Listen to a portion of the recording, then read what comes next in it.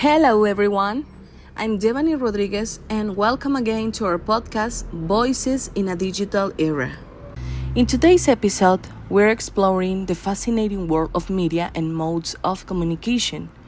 We'll dive into how different media shape the way we communicate and influence the messages we share. Whether you're a media enthusiast or simply curious about how digital platforms are reshaping our interactions, this episode is for you. Don't move and let's explore the powerful role media plays in our digital age. Think about the last message you sent today. Was it a quick text, an email, or a voice note? Did you post on social media or leave a comment on a video? Today, we have a vast array of ways to communicate, and each of these modes does something unique with our message. The shift from traditional media like print and radio to today's digital platforms has not only transformed how quickly we communicate, but has also changed what and how we communicate. From letters to tweets, each form of media offers different benefits and limitations. Today we'll explore the evolution of these modes of communication, diving into the way each impacts our interactions and even the messages we choose to share. When we talk about media, we are referring to the channels or tools that we use to communicate information. Traditionally, media include newspapers, radio, and television, but today it also encompasses digital platforms like social media, Instagram, Facebook, Twitter, or X, websites, streaming services, and more. We have a lot of new modes of communication. Each form of media offers unique ways to reach and influence people. On the other hand, talking about the modes of communication, we refer to the different ways we express and interpret messages across these media channels. Think of modes as categories like verbal communication, which includes spoken or written words, nonverbal communication like gestures or tones, visual communication through images and videos, and auditory modes like music or sound effects. In the digital age, these modes often blend together.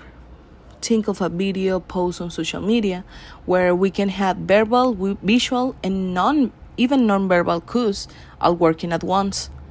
Each mode brings its own style and effect to our messages, shaping the way we perceive and respond to the information.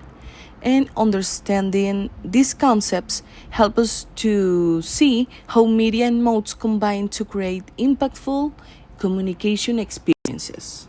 Now, pay attention to our guests, Andrea and Linda, because they have a lot of to tell us. So now we're going to start talking about digital media and language.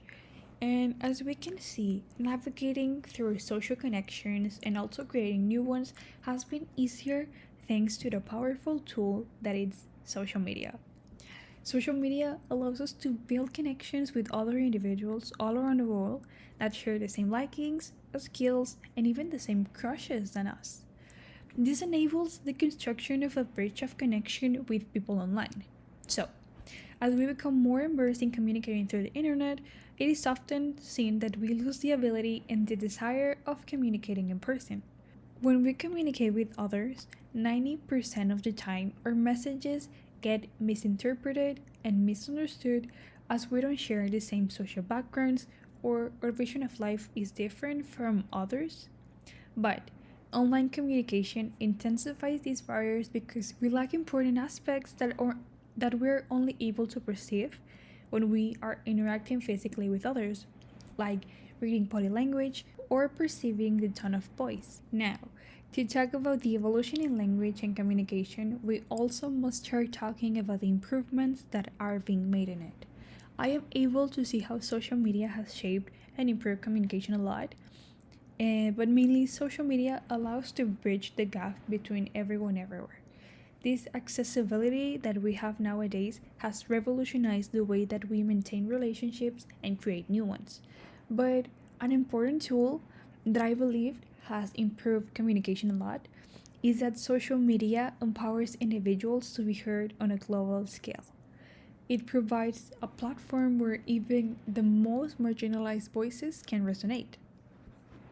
Now, taking the darker side of social media, we're going to start talking about the negative effects that this powerful tool imposes in communication. By the instant accessibility and communication done through our digital devices, we're starting to depend more on them than trying to connect with others in person. This often leads to social isolation and withdrawal that can affect the mental health of the individual. And this is what happened to me in quarantine. It was something weird, but it was a drastic shift. The way that we stopped seeing our friends and family daily and then having to depend on our cell phones to interact with them. But slowly we became used to this and then we started being dependent on it.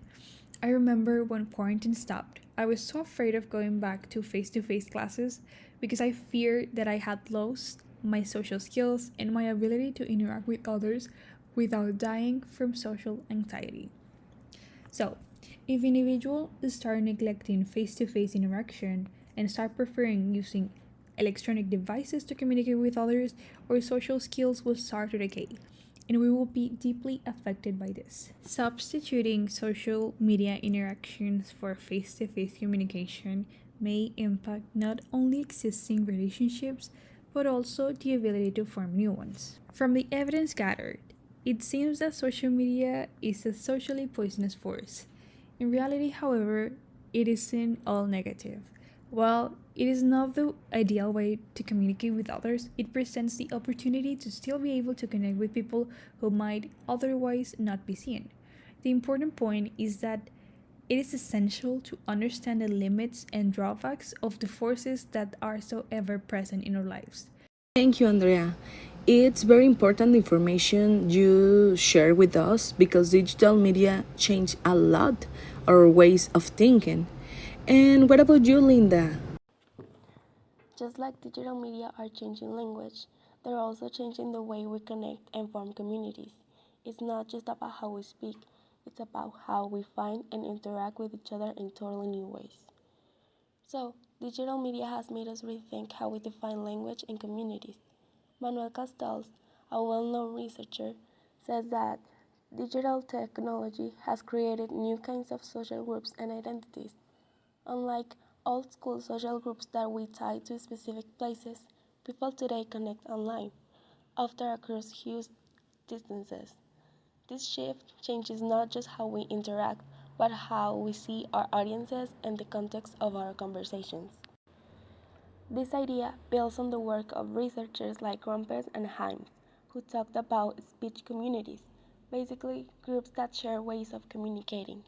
Originally, these communities were face to face, but with digital media, people can now join communities without ever meeting in person, creating strong social bonds online. Early internet researchers used terms like virtual communities to describe these online groups. Think of forums or chat rooms, where people who never met in real life felt deeply connected by their shared interests. But now, platforms like social media have created networked publics, where people come together around content or ideas rather than a specific digital place. Digital media also allow for specific interest groups, from fan clubs to political and social activists. Each were there with their own way of interacting. For instance, TikTok challenges or Twitter hashtags are ways for people to connect and show their group identity. One example mentioned in the book is the Manosphere, where men gather to discuss often controversial topics. It shows how digital spaces allow groups to share content, even if it is sometimes polarizing. One key thing here is the role of the algorithms. Algorithms shape what we see online, reinforcing our beliefs and even our sense of belonging in certain groups. When users engage with content, algorithms take note and show them more similar stuff, keeping them connected to the community's ideas and often intensifying shared opinions. In short, digital media haven't just connected us, they have redefined society, and they let us form communities around shared interests, but they can also deepen divisions by grouping people with similar views. This shift challenges the traditional ideas of community and gives us new ways of thinking about identity, connection, and power in today's world. We hope you liked this episode. It was really interesting to reflect on the different media and modes of communication. See you next week in a new episode. Don't miss it. Bye bye.